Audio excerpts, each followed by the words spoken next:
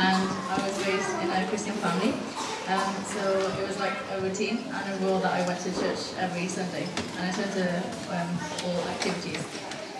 But however, as I got older, I knew that God is real due to many miracles He made in my life and my family's. And I started to believe God and seek God, but I always had trouble committing to Him. There were many distractions and things I placed first rather than God.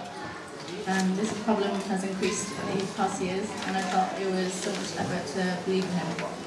And in year 13, when everyone started to talk to me about baptism and fully committing to God before going to university, but I wasn't willing to let go of everything I had to God, and I felt so pressured and annoyed that I just started to not follow God, and I went through this dark tunnel.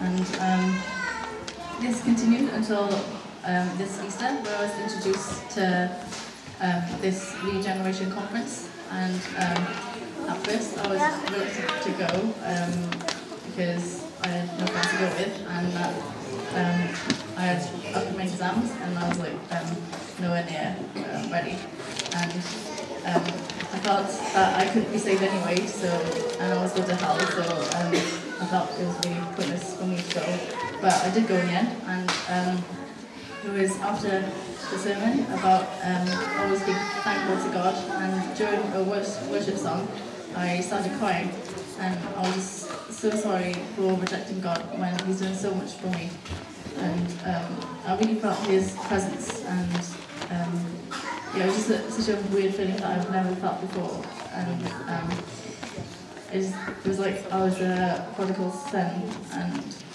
I wanted Him back in my life. So I decided it was time for me to return and fully commit to Him.